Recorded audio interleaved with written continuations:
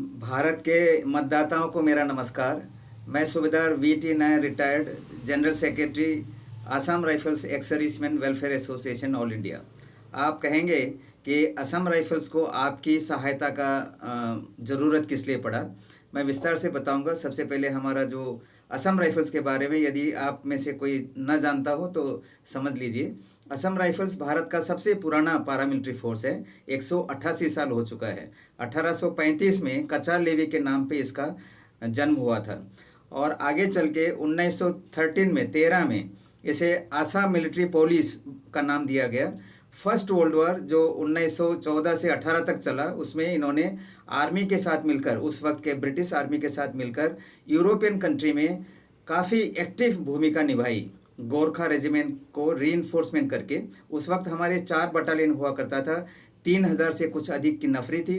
सारे जो 4 बटालियन के लोग जो थे इस युद्ध में भाग लिया, जिसके चलते सैकड़ों लोगों की मृत्यु हुई। बहुत सारे हमें गैलेंट्री अवार्ड मिले।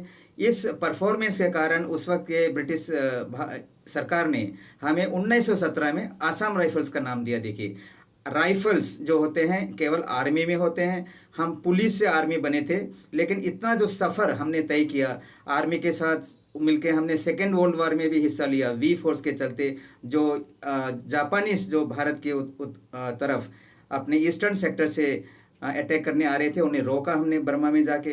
कई सारे भारत में जितने भी युद्ध हुए हैं, प्री एंड पोस्ट जो युद्ध हुए हैं, जिसमें चाइनीस एग्रेशन, पाकिस्तान का एग्रेशन हुआ, 1971 की जो बांग्लादेश की लड़ाई है, हर युद्ध में हम आर्मी के साथ जो है कदम से कदम मिला के हिस्सा लिया है। हम ड्यूअल कंट्रोल में आते हैं, जिससे कि union ministry of home affairs के अंदर हमें एडमिनिस्ट्रेशन रखा गया है और operational control complete Indian army की तरह है। इंडियन आर्मी के अफसर हमें रूल करते हैं, जो director general, lieutenant general rank के अफसर होते हैं और कमांड करते हैं आर्मी के अफसर। 80% जो ऑफिसर्स हैं आर्मी से आते हैं। हमारे ट्रेनिंग हर चीज़ आर्मी की तरह है, लेकिन जो इस ड्यूअल कंट्रोल के कारण हमारा जो बेनिफिट है हमें नहीं मिल पाता है। और इसी वजह से हमने एक एसोसिएशन का गठन किया था 2014 में। नवंबर 30 को इनका गठन हुआ था। हम सरकार से बातचीत किए, जो स्टेक होल्डर्स थे, आर्मी जो ऑफिसर्स हैं, डीजीआर होते हैं और मिनिस्ट्री ऑफ होम और डिफेंस के जितने भी, करीब हमने 29 मीटिंग कंप्लीट की थी, इंक्लूडिंग डिफेंस मिनिस्टर सभी से। लेकिन जब इन्होंने कोई एक्शन नहीं लिया, तब जाकर हम 27 नवंबर 2017 को दिल्ली हाई कोर्ट में केस दर्ज किया, जो कोविड के चलते किसी कारण जो है अभी तक चल रहा है। इनकी अगली सुनवाई होगा हमारा 18 जुलाई 2023 को।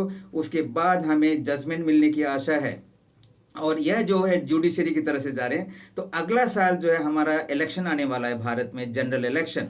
तो हमने तय किया है कि हम एक वोट बैंक बनाएंगे। देखिए, वोट बैंक बनाएंगे और ड्यूअल कंट्रोल इशू के ऊपर, जो असम राइफल्स का जो सही जगह है इंडियन आर्मी, और पूरे बेनिफिट जो इंडियन आर्मी के हमें मिलने चाहिए सर्विस और रिटायर्ड पर्सन को, और थर्ड सेंट्रल पे कमीशन तक, यानी कि 2073 से 31 दिसंबर 1985 तक हमें जो है आर्मी की सुविधा मिलती थी।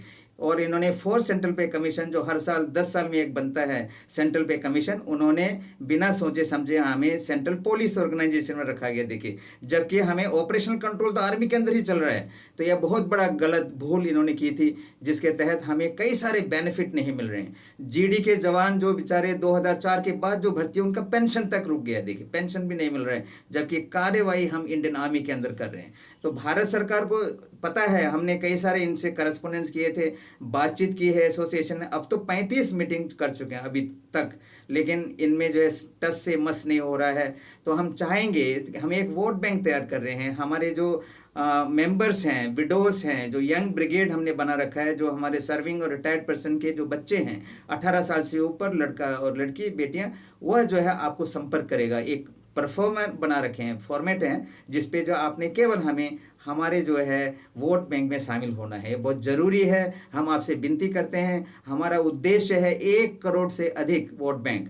जब कोर्ट से जजमेंट आ जाता है हमारे फेवर में, जो हमें पूरी उम्मीद है जुडिशरी हमारे फेवर में जजमेंट देगा, तब हम जाके अमित शाह और मोदी जी से मिलना है हमने, और उनको कहना है कि आप जो हमारे AOB rule, allocation of business rule, जिसे हमें department of internal security, ministry of home affairs में पुलिस की तरह रखा है। देखिए, जबकि हम कार्रवाई कर रहे हैं आर्मी के, बहुत बड़ा जो गलत है उसको अमेंड करके हमें कंप्लीट डिफेंस मिनिस्ट्री में ले जाएं, इंडियन आर्मी की पूरी बेनिफिट दीजिए। और अगले साल जो है वोट इलेक्शन आना है, और आपको हम 1 करोड़ से अधिक जो रिटर्न जो हमारे पास है डिटेल वोटर्स का, वो हम आपको देंगे।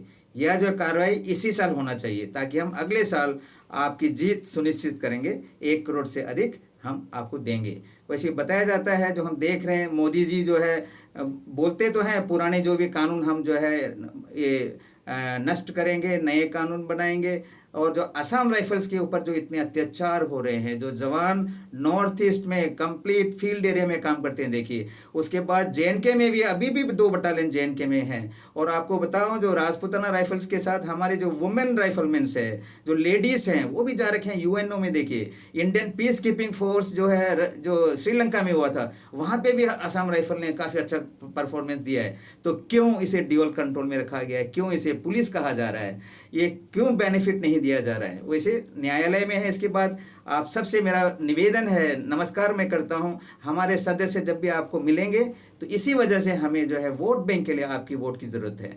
वोट आप लिस्ट कर दीजिए, हमें मदद कीजिएगा, क्योंकि यह बहुत ही इम्पोर्टेंट है। जनरल इलेक्शन में जब पॉलिटिकल पार्टी वोट के लिए दौड़ते हैं तो हम उन्हें तोहफे के तौर पे 1 करोड़ वोट देंगे, यदि आप अभी जो है जुडिशरी हाई कोर्ट का जजमेंट हो जाता है 1-2 महीने के अंदर, एओबी रूल अमेंड करके हमें जो है एडमिनिस्ट्रेटिव एक्शन है, कोई ज़्यादा उसमें वो नहीं है, हमें एमएचए से निकाल के एमओडी में दे दीजिए। और जो भी कार्रवाई, जो फैसिलिटी है जो दे रहे हैं सरकार इंडियन आर्मी को, वह हमें देंगे।